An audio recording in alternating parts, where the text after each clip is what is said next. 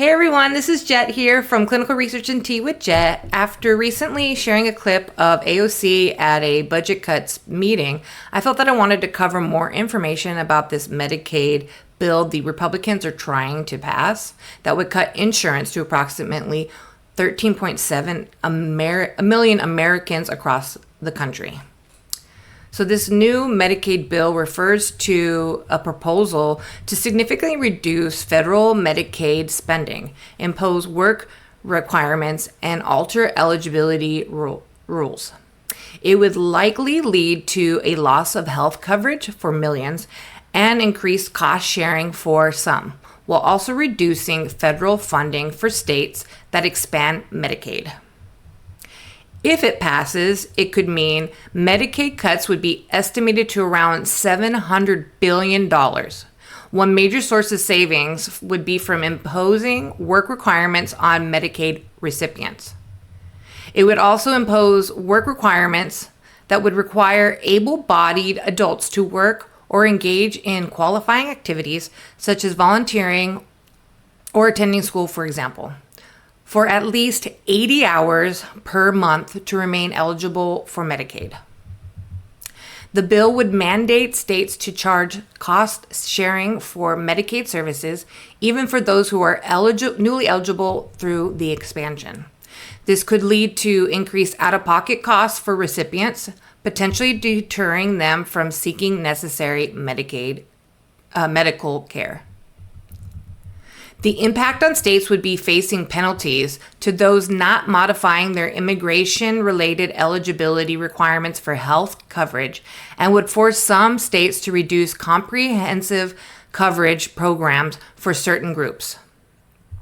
The bill also includes provisions related to data and monitoring, and changes to the way Medicaid eligibility is determined. The Center on Budget and Policy Priorities website has a lot more information, and I wanted to show you some of it. So if you actually go to their website, and you can actually look at what more of that information that I'm not covering with you today. But so as you see here, the House has passed a reconciliation bill that would take health coverage away from millions of people and dramatically raise healthcare costs for millions. So the impacts, right? It's roughly 15 million people by 2034 that would lose health coverage and become uninsured with these cuts. The bill's failure to enhance premium tax credits for Affordable Care Act, marketplace coverage, and other harmful ACA marketplace changes. So I want to come down here and show you guys some of this information about what Medicaid covers and what we're going to be losing. So an earlier version of the bill would cut Medicaid by at least $716 billion, and that's the largest cut in the program's history. We talked about how many folks would be losing out across this country, and it says on here between 9.7 million and 14.4 million people would be at risk of losing Medicaid under the new provision.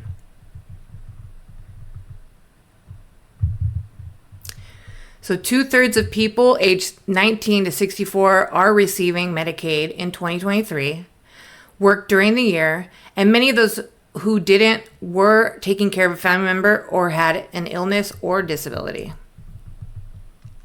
So this expansive work requirement will harm patients, people with disabilities, and those with other chronic illnesses because past experiences show that exemptions don't work. Even people who are supposed to be protected and those who are working lose coverage when they get caught in bureaucratic red tape.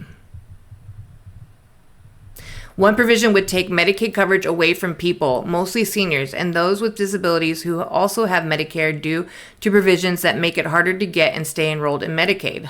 Some people would lose coverage due to new requirements that expansion enrollees reprove their eligibility every 6 months instead of annually. These requirements frequently end up pushing eligible people off Medicaid because they don't receive or submit the necessary paperwork, or because the state fails to process the paperwork.